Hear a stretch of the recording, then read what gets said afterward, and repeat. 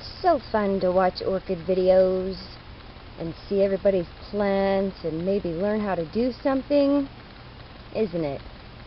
It is, but I am here to tell you that you will never ever learn everything that you need to know from watching videos on the internet or even finding like articles and stuff online. The reason for this is because beginners, well, I mean even, intermediate and advanced people don't know everything that they need to search for. And I used to be on the forums a lot when I was a beginner grower, and it was as I would learn more, I found out that it was a lot of people just the blind leading the blind. There were a lot of beginners that maybe read something but didn't really have any experience and were giving out advice to other beginners, and it's kind of can be disastrous. Also online there's a lot of beginner orchid growers who do things and they may not explain everything, they may be just wrong, or they might have misunderstood something that they read and be passing on information like that. So if you, even Miss Orchid Girl made a video about conflicting orchid information, and I think that's a lot of the reasons why there is because people misunderstand things, or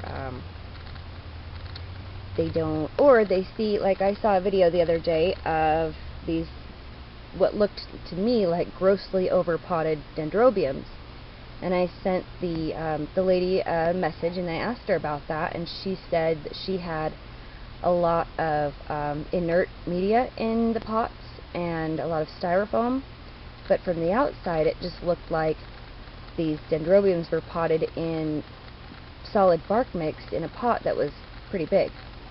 And if a beginner saw that and didn't know better, I guess I could say, they might think that that is the way to do it. So the thing that I would recommend to everyone, whether you've been growing, whether you have like 1 or 2 plants, or you want to get really into the hobby, or even if you've been growing a long time, is get a book.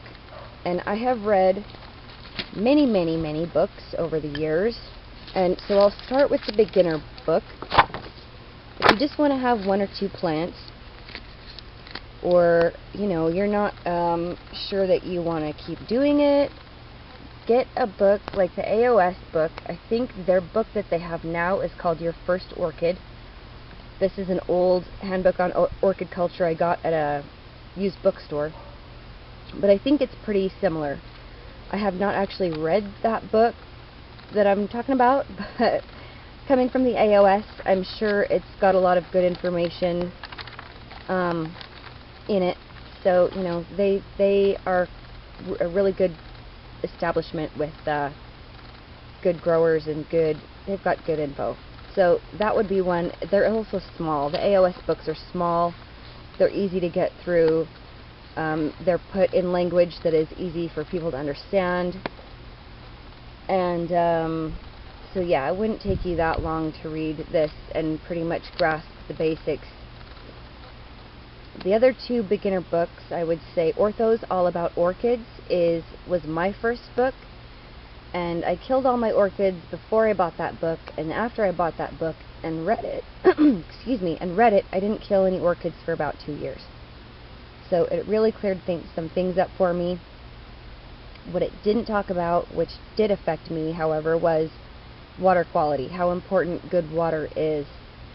So I had a bunch of root death in some of my cattleyas, and then I bought another book trying to search for what the problem was, and I'll talk about that one in a second.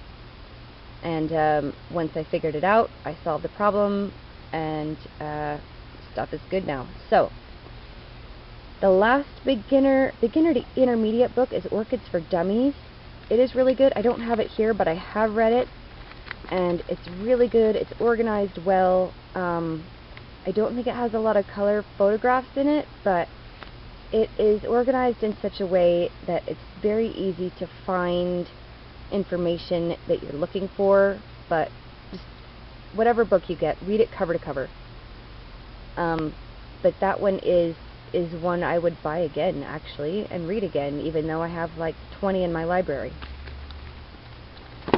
For intermediate level or a serious beginner, if you are getting into orchids and you think you really, really love them and you're going to do a lot in them with them and you want to have a whole bunch, William Kalina's Understanding Orchids is great. It's got much more detailed information about growing. It's got, it does talk about water quality. It has a bunch of species in the back and tells you whether you can grow them under lights or in a greenhouse or in a windowsill. Because some are like cloud foresty types and you can't grow them in a windowsill well. Others are too big, so they'll have those for in a greenhouse. And it will tell you if they are beginner, intermediate, or advanced orchids. It also has, here we go, pretty much every potting medium that you can think of, the pros and cons, how long it lasts, the pH, how much water holding capacity it has, its weight and decay resistance, and the cost. So it is really, that is a really nice thing to have. I will never make a video on all of those things, by the way, so get this book. How to divide orchids, proper sterilization. I'm always advocating this. Use a torch. It also has problems, both disease, cultural, and caused by pests. What to do about it, and it even has some biological controls for some of the diseases, which is good because, like, I didn't even know that existed before I read this book. So it puts it in your head that those things do exist. There's also a giant list of all the intergeneric genera names. And I think that's about it for this book that I wanted to talk about. I think it's got some stuff about growing orchids from seeds. Taxonomy and nomenclature is good to know. I think it's got stuff about awards. And it's got a lot of colored photographs, which is always very nice. Last, for the person who wants to know everything you can possibly know, or is an intermediate to advanced, this is the Bible of orchid growing. It's called Home Orchid Growing by Rebecca Tyson Northern. It has everything from genetics to seed, growing from seeds, replating. Let me just read you some of the contents here. It's got, it talks about habitats and why we need to duplicate those as best we can in our environments. And it also has a big section on the care of adult cattleyas.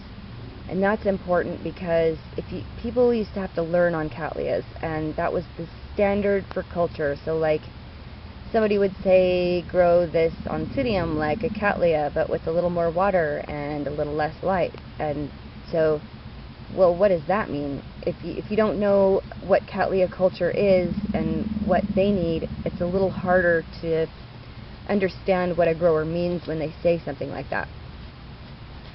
So it's got potting, division, control of flowering in cattleyas.